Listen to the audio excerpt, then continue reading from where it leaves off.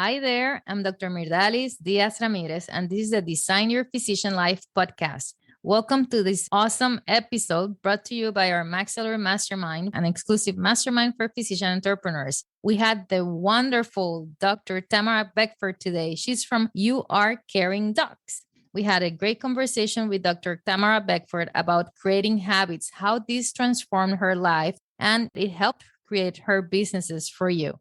Are you ready? Let's go. Welcome to the Design Your Physician Life podcast, where you will get excited about being a physician, learn the tools that can help boost your success, and great tips from successful doctors. Join us to unlock the keys to an amazing physician life. And now, here's your host, Dr. Myrdalis Diaz-Ramirez.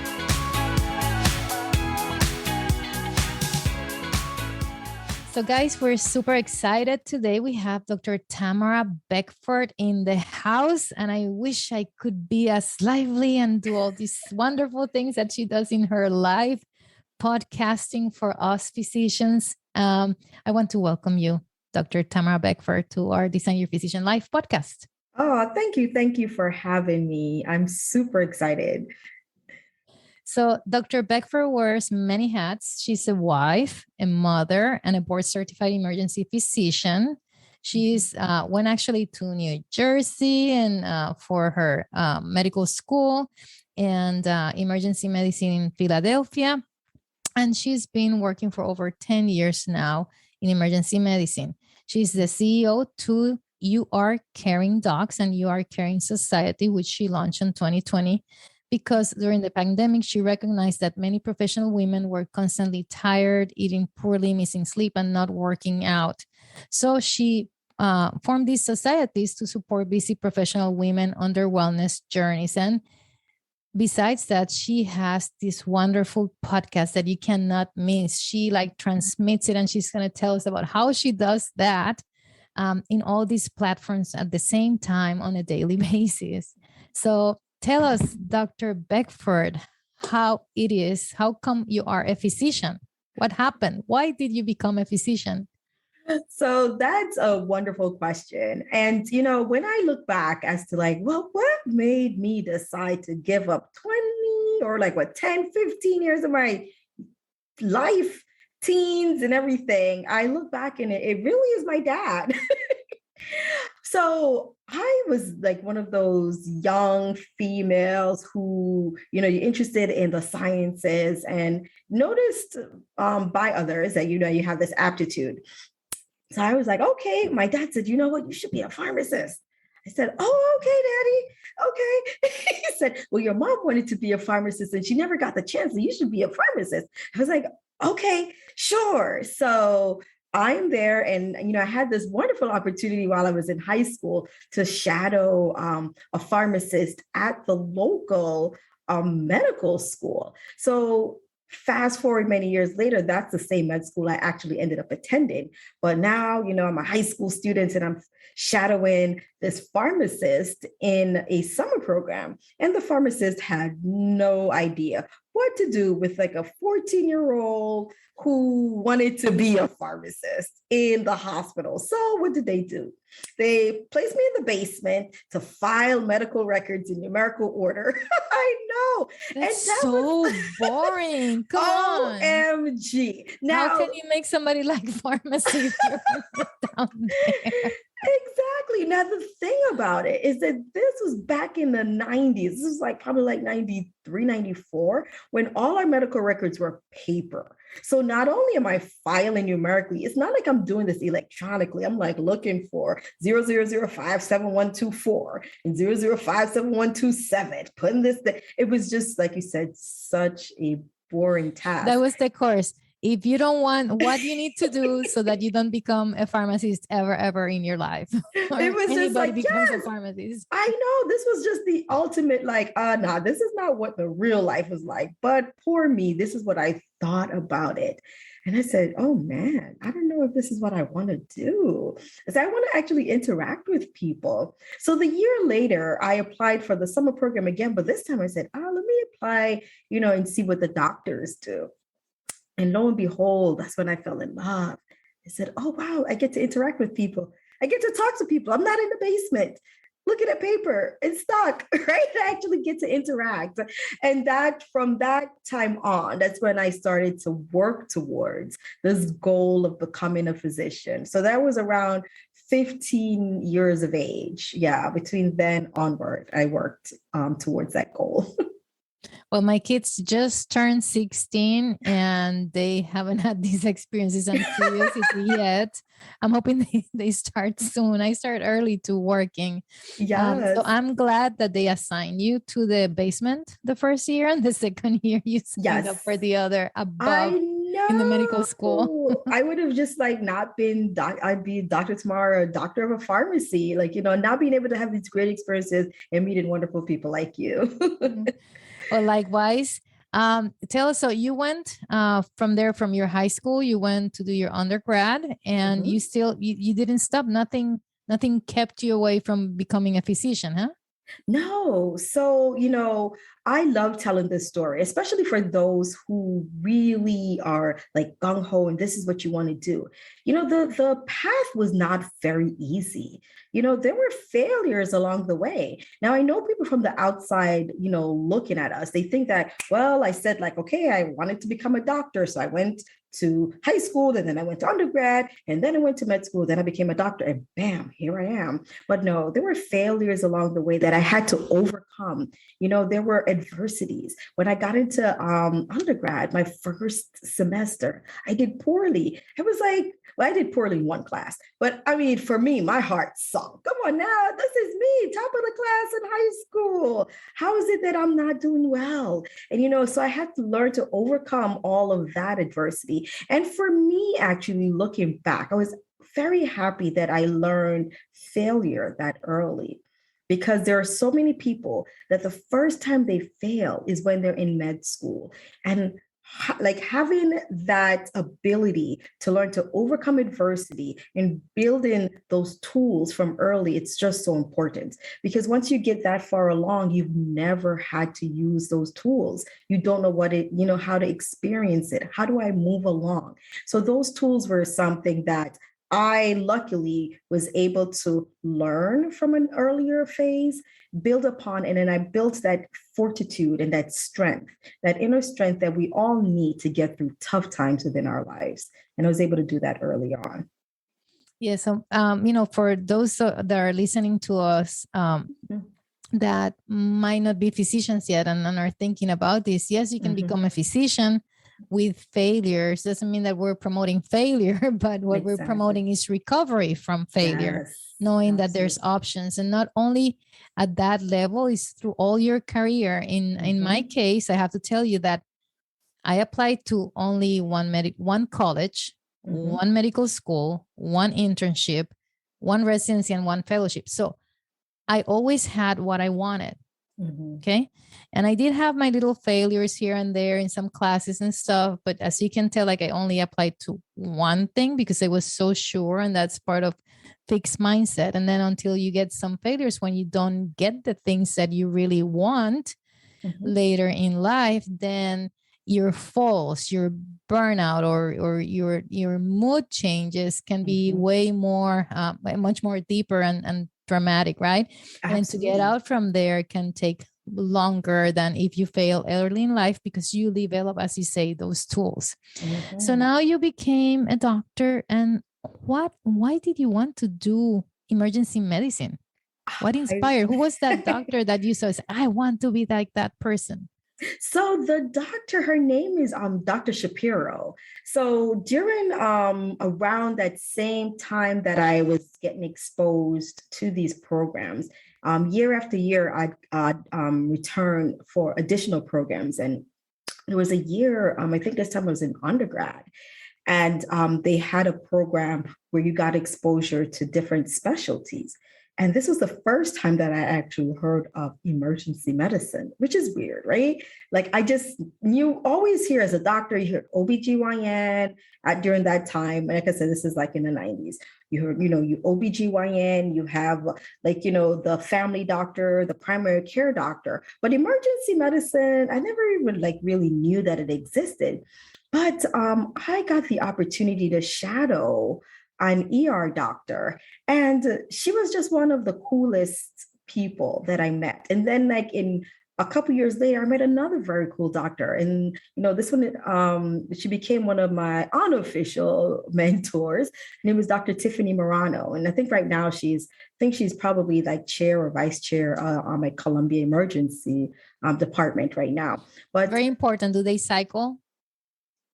Do they, Doctor? Yeah, I think that Dr. Morano does. I see her because I saw a picture of her doing I'm pretty sure she just ran a marathon. I don't know how but these were, so the first Dr. Shapiro, she was pregnant and she was working and she was an attending. And I was just this very shy. She would not even remember me. This is just how important it is. Like, when you are kind to people, sometimes you might not even remember all the people you're kind to, but you leave such a great impression on them. So this is just like a real example of that. So she was just very kind and explained things to I think now undergraduate student. And then when I mean undergrad, I mean like fresh undergrad, like maybe like a sophomore. So I'm not really deep into like medicine at this time, but she just left like a great impression on me. And I said, wow, this is a pretty cool specialty. And her personality, like she was just a very mellow person. Now, fast forward later, I'm meeting Dr. Tiffany Morano, and she is just one of the coolest people ever. She laughed about things, she joked, and she was just brilliant. And to know that you can have a wonderful personality and still be a doctor was just mind-blowing to me. I said, oh, wow, people are actually like this? This is what I want to be like. I want people to be inviting. And, I have an inviting personality. People can come to me, feel like they can talk, but yet still they know that I can take excellent care of them and I can put them at ease very quickly. And that's exactly how Dr. Morano is. And so from then on, I said, yes, this is what I want to do. And then I worked towards emergency medicine. So with this inviting personality, you invited all this trauma and emergency to you, and every 5 minutes coming to you, bleeding, heart attacks. I know, but you know what? Eyes. The personality, what it does is that you get to put people at ease very quickly. So you're coming in and you are panicking, you're freaking out. You're in, like you said, the state of, trauma or panic. But then I meet you and the first thing I do, I hold your hand and I'm talking to you. And I'm like, hey, I'm Dr. Beckford. I'm going to take excellent care of you. So tell me what happened. And I'm pulling info from you. And then I even if it's our geriatric patients, the time they're nervous, I'll rub their hands and I'm talking to them and I'll rub their hands and, and then they start to relax. And then you just use like all these skill set to just get somebody to open up to you very quickly, trust you very quickly. And I mean, it's one of the most highest privileges, I should say, that one can have, to have a stranger be able to open up to you, give you all the info so that you can take great care of them, like bar none. This is just one of the best. That's what being a physician is about, right? Absolutely. It's right there. And to this day, I understand you're still a physician practicing as an emergency room doctor. Correct. And it's the most wonderful feeling when you say you have that stranger who comes to you, puts all their trust in you as a stranger. They disrupt. They're as fragile as they can be right in front of you, looking for an answer. And there, boom, you're able to first put them at ease. And then solve their problem. And then they go on with their lives. So it's a wonderful feeling, a wonderful privilege that we have as physicians. However, in our careers, there's a lot of burnout, right? A lot of physicians who are not able to present themselves the way that you have described in such a wonderful way, which is what we dream of when we're thinking about becoming physicians. And from there, you have the Tamara Beckford, the physician who came then to help other physicians being able to hopefully practice for joy. So tell us about that transition from emergency medicine. What happened? What inspired you to be in the position that you are today? Okay, I love this story too. So, we're moving all along. And although this is such a, like we described it, it's a great privilege to be able to take care of our patients. One of the things that we often have to recognize is as physicians, we're just always on the go. Go, go, go. The process getting to medical school is a go, go, go process. The process in med school, go, go, go. The process in training, go, go, go. And then working, you think things are going to be different, but you're going, but maybe even 10 times more. You're just consistently going. If you think you work during residency, when you are out, that's when the work truly starts and all the buck stops with you, right? So there's this level of really consistently on the go. Now, let's continue this whole process up until 2020. Now things stepped up even further, especially for those of us in emergency medicine. We have the pandemic, the coronavirus, it's here, this unknown, especially at the beginning of 2020, right? You're hearing there's this virus that's across the world. Oh, it's getting closer. Oh, by the way, it is now here in the United States. Oh, well, guess what? Now we are considering it not an epidemic, but it's a pandemic. So eventually it's going to get to wherever you are within the United States. So as all of that kind of came down upon us, most of us, my colleagues and I, the level of anxiety rose because of many factors. One, we have this virus that no one truly knows what it is. We're kind of guessing, right? And then we have how do you protect yourself as a physician from this virus? And then how do you protect your family from this virus, right? And how much of an input from the news do you want to have in your daily life? It's important to know the stats and the data, but do you want every single information consistently coming in? So what that did, that increased the level of anxiety amongst our physician colleagues, right? Especially a lot of us in emergency medicine, refreshing the screen. Okay, how many people have contracted it now? Refresh the screen 5 minutes later. Oh, wow, look, now it's this percentage. Oh, so it really brought on a lot of anxiety. Now, as time progressed, I recognize that we've always been in that state of just constantly going. And there's no way for us to consistently work at that level with this new threat that's around and not add to burnout. And we are the ones that are needed now, right? This is our time. So how do I combat that? Now, one of the things that I started doing is that I noticed a lot of people started getting Peloton bikes, right? And they started working on the outside in, but I just decided to work from the inside out.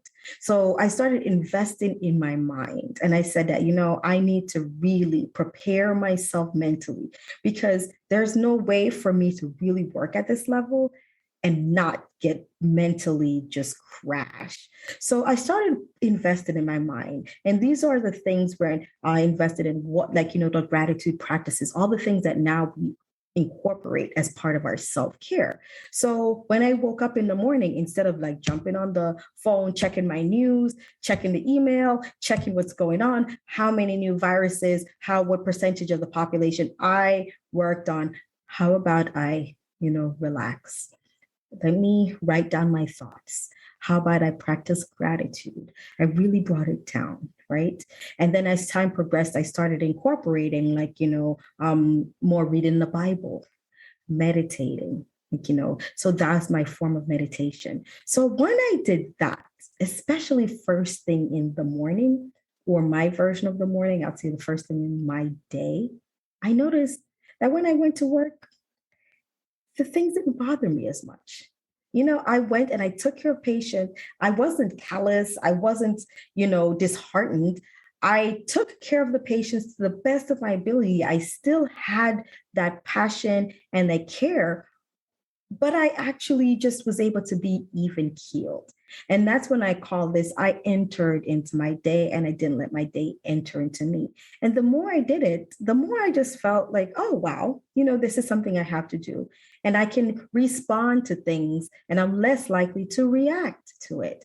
And that's part of the power, I think, of investing in our mind. And that's what we call it, being centered. So that's the power of that it's such a small step, but it has such a big impact.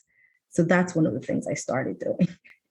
So I think a different way of calling all that is basically creating healthy habits, right? Absolutely. So you have mentioned a series of habits there that have helped you. So first, the habit of not feeding your mind things that are negative or stressful.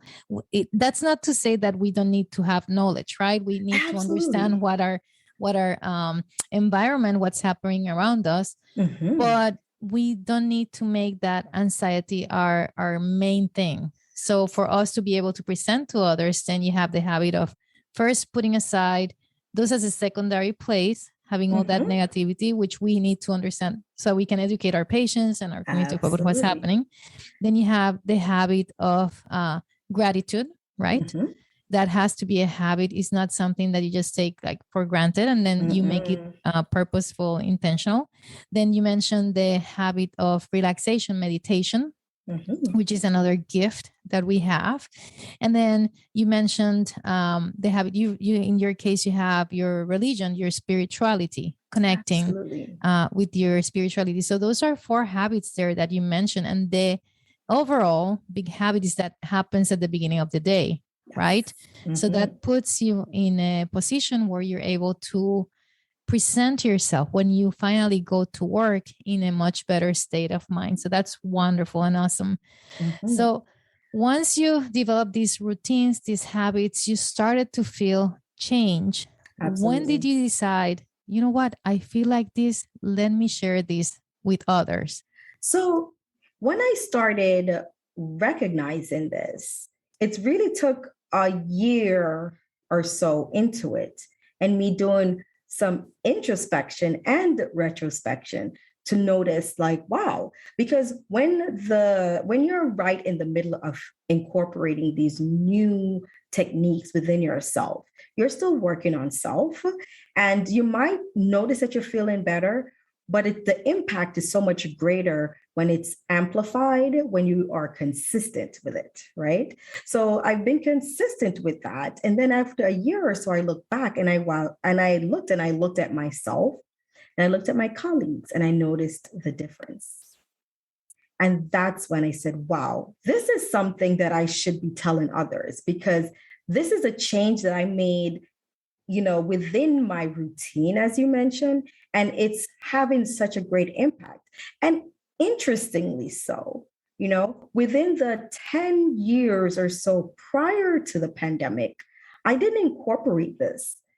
And I felt better during the pandemic, which is a time of higher stress, than I did during those prior 10 years. I said, this has to be something that is very intentional. There's obviously it's working and I need to let others know. So that's when I really said, okay, let me start spreading the news. So this didn't take the pandemic away, right? You still had a pandemic. Exactly. Didn't take the problem away, but you were able to present to that problem better.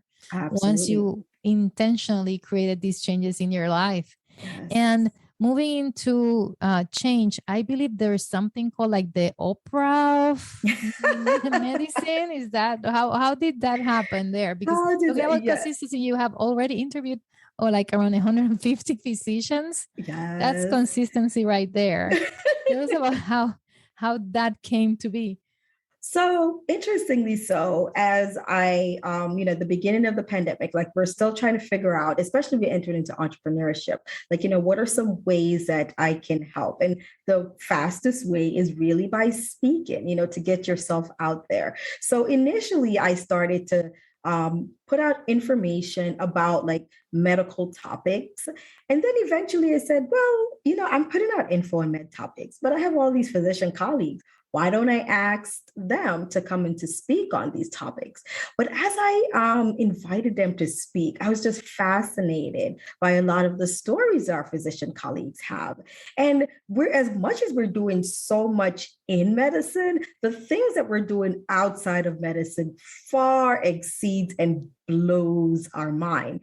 But unfortunately, people aren't aware of it because they see us as a one-trick pony. Yes, you have learned, and you're an anesthesiologist, Dr. Ramirez. Thank you so much for going and being an anesthesiologist in pain medicine. So that's all you know how to do. But you're like, no, my life is filled with just so many other talents that I have out there and so many other gifts that I have to share to the world. So the more I started asking, the more I got fascinated. And I said, the world needs to hear this.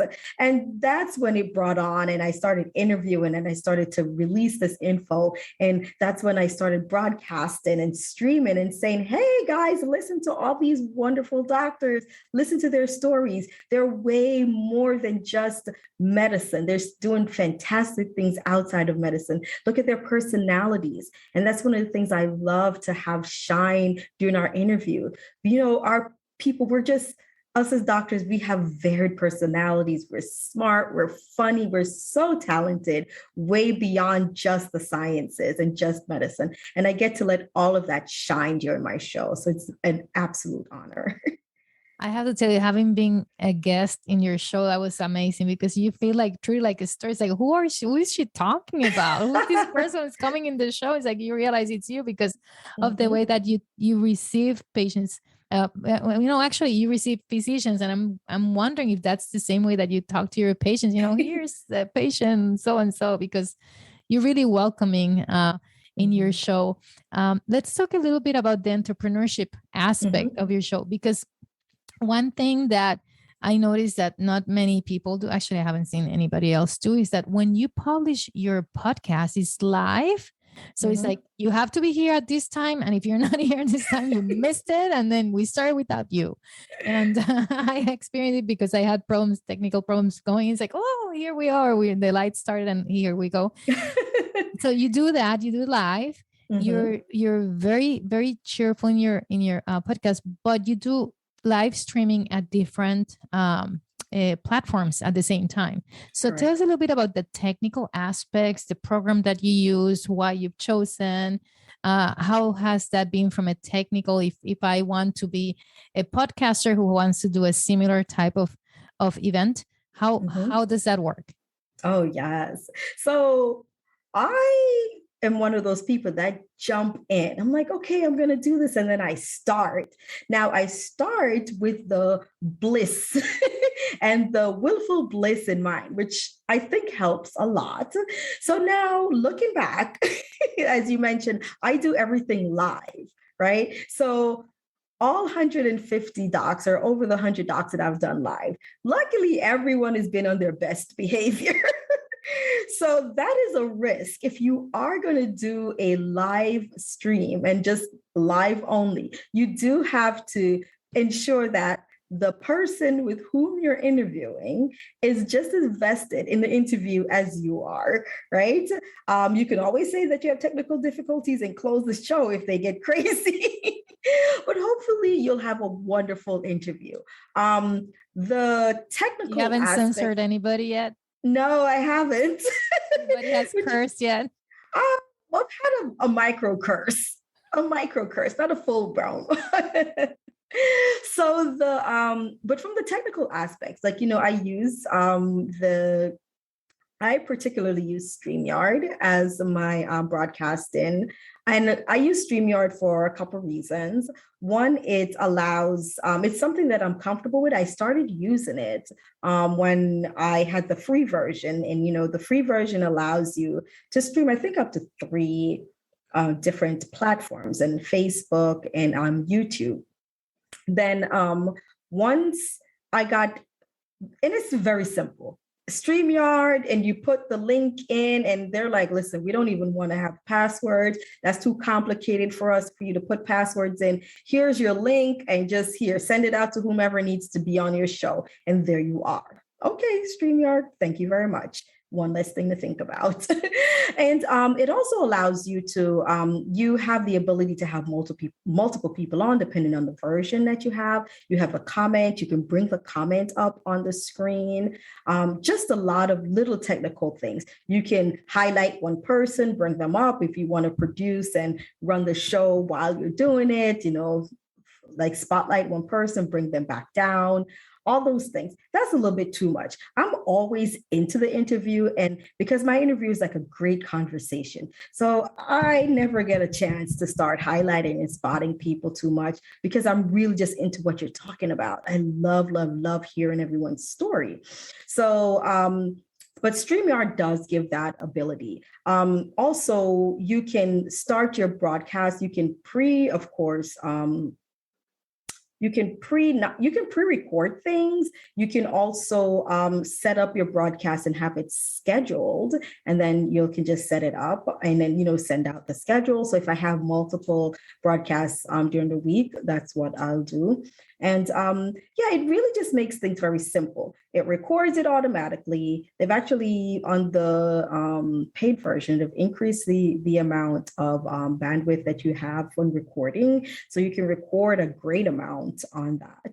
And then from that, you can download, you can upload, you can side load, you can turn around load any loads you want to do.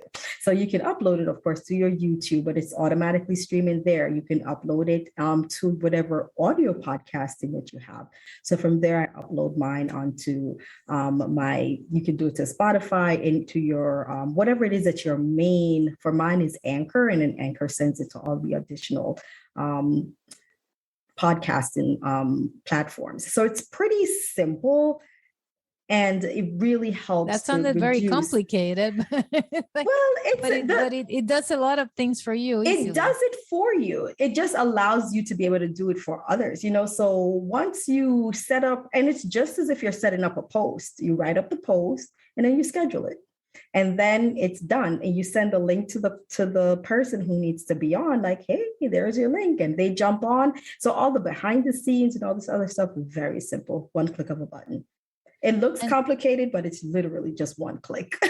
And let's talk about technical stuff, because you said that then you send the audio to Anchor. Do you process your audio before sending it to Anchor? You can send it to, so if you have your audio, you can also send it to your podcasting person who cleans it up, makes it refresh. And then once they send it back to you, upload it up to your Anchor.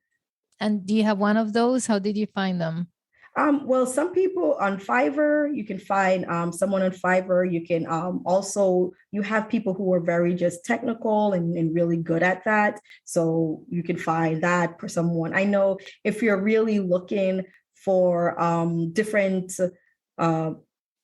like economical ways, then you might be able to find a student who's doing digital or marketing or even production in undergrad, and they have those audio technical skills, AV skills. Might be able to use someone like that to help you. I don't remember the medical school class that taught you all this stuff. No, right? This is trialanderror.com. Trialanderror.com. Well, we have to check that website doesn't exist and leads to something censorable.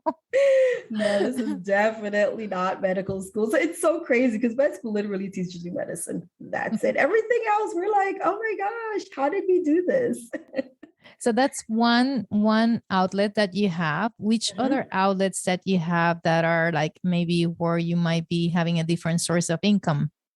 So other than that, the other sources, really the society, speaking, and podcasting.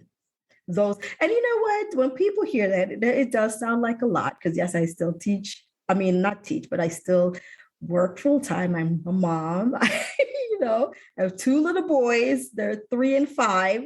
So I think that I've covered. And a wife. And I have a husband. Wife. Yeah, I absolutely. Yep. Yes, he's gonna listen, but he agrees. Yes.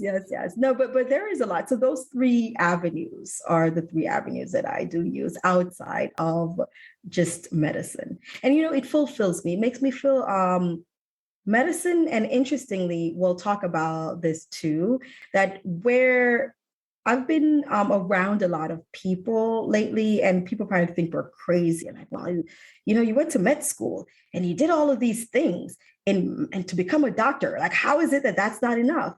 We're able to, there are other aspects of our lives. And one of the things that we have to recognize also that medicine is a skill set that we've trained to and we've worked towards, but that's not the only thing that brings us fulfillment. Sometimes you'll still have a void within your life. And then when you look for a way to fill that void and you find something such as, like for us, it's entrepreneurship. It's an additional way of giving. It still rolls back into medicine because medicine is a given field. And this entrepreneurship field, it really like we're serving others and you're earning, as a result, but it still fills that additional void that's left after we have worked so hard in medicine. One of the ways that I see it, the other day I was listening to somebody say, "Oh, I'm a physician. Do I really have to get another side gig and stuff?" You don't have to get another side gig. Mm-hmm. These are interests of nobody's really making us having all these things. They come out of passion. Yes. But looking at about the practical way of things, yes, we have children, we have families that we love, but we come from a culture as physicians where we have to work so hard, work so much that we're in a hyper mode already. Yes. And we have to study and take all these tests and do all these things and hyper.